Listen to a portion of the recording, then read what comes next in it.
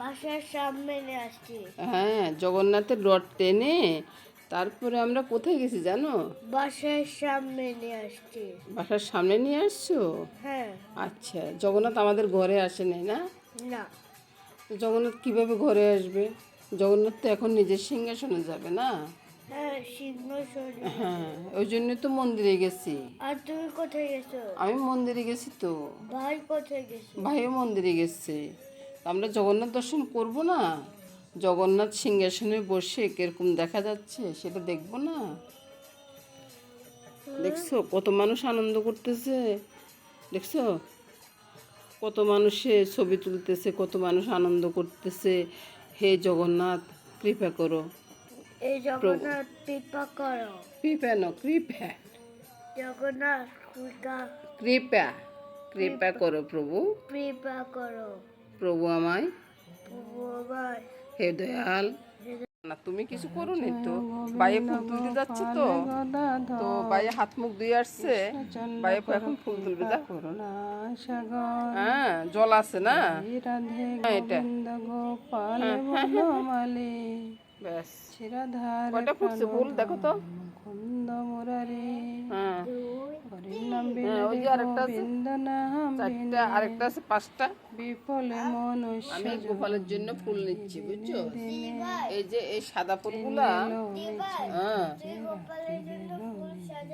হ্যাঁ, রাধা কৃষ্ণ চরণ এই যে নীল ফুলটা, এটা কার জন্য? এটা মহাদেবের জন্য, বুঝছো? সবকিছু সাজানো শেষ হয়ে গেছে। এবার তুমি কি করবে? তাড়াতাড়ি উঠে যাও, সকাল হয়ে গেছে। হ্যাঁ, কত আগে সকাল হয়েছে? সকাল কি এখন হয়েছে? এখন কি গোপাল কি করবে? হ্যাঁ, সবাই উঠে গেছে, তুমি উঠে যাও প্রভু। দয়াল, ও গোপাল, উঠো প্রভু, উঠো, উঠো। সকাল হয়ে গেছে তো, উঠো। দয়াল, কৃষ্ণ দিনে দিনে বারে চলো। হ্যাঁ, ঠিক আছে, মা আসতেছে। নাম নন্দের নন্দন যশোদা রাখিল নাম জাদু বাচ্চা ধন। উঠো, তোমার খিদে লাগছে না? বলো, গোপালটা বলো। হ্যাঁ, উঠে যাও, খেতে হবে তো। হ্যাঁ, হ্যাঁ। নাম ঠাকুর কানাই। এবার বন্ধুরা সবকিছু গোছগাছ করে নিয়ে আসছি। ডালটাও হয়ে গেছে, ডালের পোড়নটা বাকি রয়েছে, পোড়ন আমি সবসময় পরে দিই। তারপরে মাছগুলা ধুয়ে কেটে টেটে সব কিছু নিয়ে আসছি। শাকটা বেছে টেছে একবার পরিষ্কার করে নিয়ে আসছি, একটা রসুন শুদ্ধ। আর এদিকে মাছের জন্য মশলাটা রেডি করে রেখেছি। আর মশলার ভিতরে কী কী আছে সেটা আমি পরে দেখাচ্ছি বন্ধুরা। প্রথমে ডালটা পোড়ন করব। ডালের জন্য 2টা গোটা লঙ্কা দিয়ে দিলাম তেলে। আমি সবসময় ডালের ভিতরে মেথি আর কালো জিরা চাই ফোড়ন দিই, তো সেটাই দিয়ে দিলাম আর কি। এটা ফুটে উঠুক, এবার ফোড়নটা ডালে ছেড়ে দিই। এবার শাকের জন্য বন্ধুরা তেলের ভিতরে এটা ওই যে কালকে মাছের ডিম ভাজি করছে আর কি, তো সেটা তেলটা রয়ে গেছে। তো এবার আমি রসুনটা ছেড়ে দিলাম, রসুন ছেড়ে দিয়ে একটু ভেজে নিচ্ছি। রসুনটা ভাজা হয়ে গেলে লাল শাকটা ছেড়ে দিচ্ছি।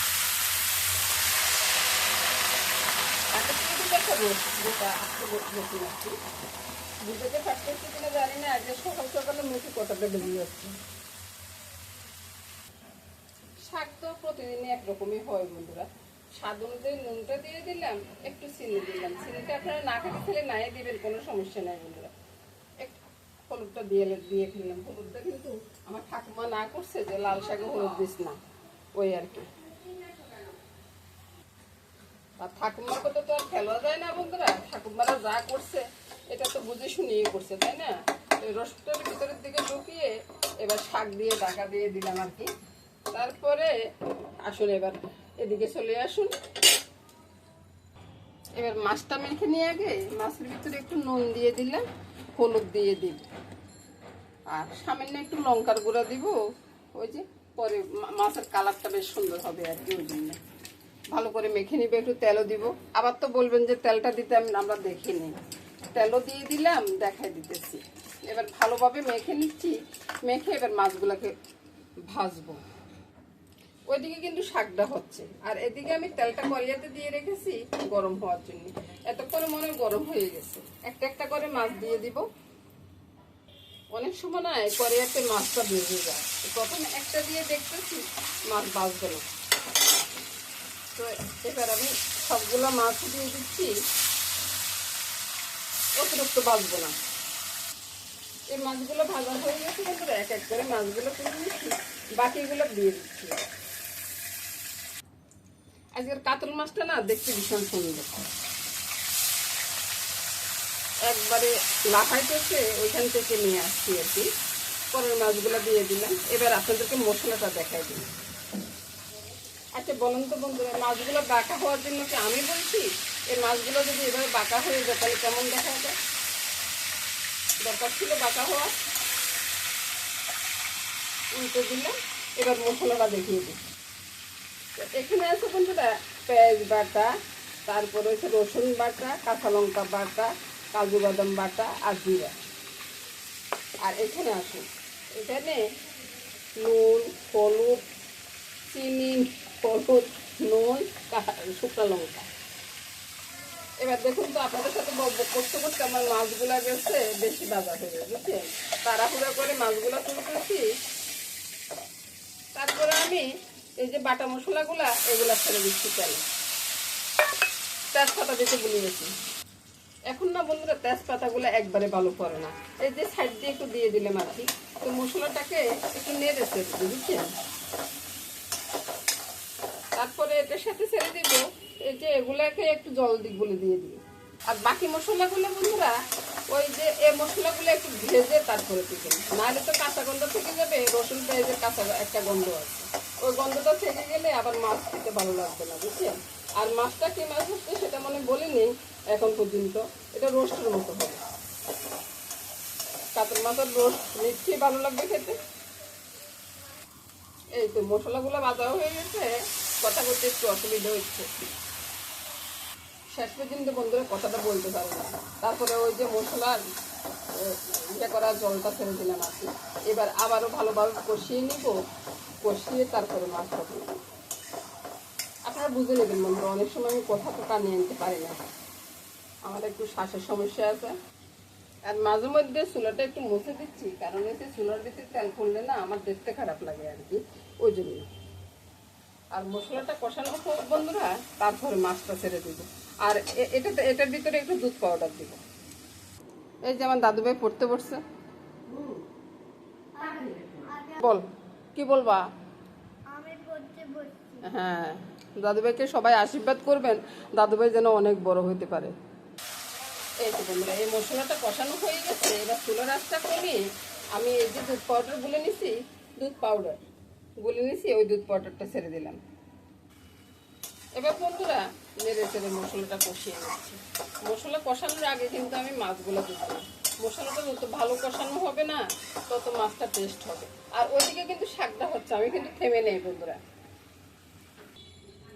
এবার বন্ধুরা এদিকে আসুন, এই যে দেখুন কেমন, ওই যে একটু হলুদ দিছি তো রংটা কমে গেছে। ঠাকুমার কথাটা ঠিকই ছিল, আমার হলুদটা দেওয়া উচিত হয়নি, ভুলে দিয়ে ফেলছি আর কি। আর বন্ধুরা রান্না করতে দেরি হয় না, বুঝছে? রান্নার গোছ গাছগুলো আগে গুছিয়ে নেবে, তাহলে রান্না করতে আর কোনো দেরি হবে না, বিরক্ত লাগবে না, বুঝছেন? সবকিছু গুছিয়ে যদি একসাথে বসান তাড়াতাড়ি হয়ে যাবে, 5 মিনিটে রান্নাটা শেষ হয়ে যায় বন্ধুরা।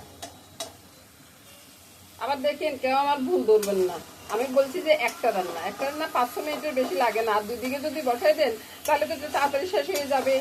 এবার দেখুন তো বন্ধুরা তেলটা বেশি উঠছে। এবার আমি মাছগুলা দিয়ে দেবো, তাহলে আর মশলাটা ছটকাবে না। মাছের সাথে ওটা একটু মশলাটা মিশিয়ে দিব, তাই আর কি। এবার এভাবে একটু একটু করে ধুলিয়ে দেব, মাছও ভাঙবে না, মশলাটাও লেগে যাবে। বাইরে ভুল ধরার লোকের অভাব নাই, বুঝছেন? কিছু হইলে মানুষের ভুল ধরতে আসে, নিজেরা যে কি করতেছে সেটা তো ওরাই জানে, আমরা তো আর ওদের খবর জানি না, কিন্তু ভুল ধরার বেলা সুস্থ। আর বাকি রইল দারচিনি এলাচি পাউডারটা, ওইটা একটু সরিয়ে দিচ্ছি, ব্লেন্ডারে জারে করে নিয়েছি বন্ধুরা। জারটা অনেকটা ভেঙে গেছে, কিছু মনে করবেন না, হাসবেন না। মাছটা হতে থাকুক, ততক্ষণে শাকটা একটু দেখে আসি। ঢাকাটা সরিয়ে একটু নেড়ে দিই। কোনো জল রয়ে গেছে, বুঝছেন? তো এখন আমি এই রসুনটা উঠিয়ে নেব। রসুনটা উঠিয়ে এবার ওই যে রসুনটা দেখেছি না, ওইটাকে একটু ঠান্ডা করে নিচ্ছি, বুঝছেন? গরমটা আমি ধরলে আমার একবার হাতটা পুড়ে যাবে না। তো গরম কি কেন ধরবো বলুন তো? রসুনটাকে এভাবে একবারে সবগুলো বের করে দিলাম, দিয়ে একটু নেড়ে ছেড়ে দিয়ে শাকটা নামিয়ে নিয়ে এবার। শাকটা হয়ে গেছে, এবার নামাবো। তো বন্ধুরা, শাকটা ঢেলে নিচ্ছি। এবার আপনারাই বলুন কত সহজে দুইটা মাছও হয়ে গেছে। আমার দাদুভাই ঝোলটা টেস্ট করে বললো যে দিদিভাই মাছটা ভীষণ ভালো হয়েছে। মাছের ঝোলের দিকেও চুলাটা বন্ধ করে দিলাম। এবার মাছের ঝোলটা নামিয়ে নেব।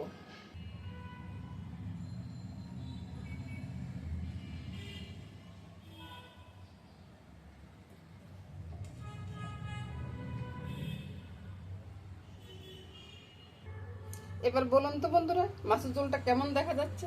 আপনারাই বলুন। তো বহুত দিন আগে আমার কাছে একজনের রুই মাছের কালিয়া কিভাবে রান্না করে সেটার জন্য দেখতে চাইছিল আর কি। ওই মানুষটা যে এখন কোথায় গেল সেটা বুঝতে পারি না। তবে এভাবে রান্না করলেও কিন্তু কালিয়ার স্বাদটা পাবেন। আর এটাকে আমরা রোস্টে বলবো, যেহেতু নারকেলের দুধ দেওয়া হয়নি তাই রোস্টে বলবো বন্ধুরা। তবে একই সাথে বন্ধুরা আমার 3টে রান্না শেষ হয়ে গেছে। তো এবার কিন্তু আমার যাওয়ার পালা। সবাই ভালো থাকুন, সুস্থ থাকুন, সুন্দর থাকুন, এই কামনা করে আজকের মতো এখানে বিদায় নেব। এদিকে কাতল মাছের রোস্টটা আছে, এদিকে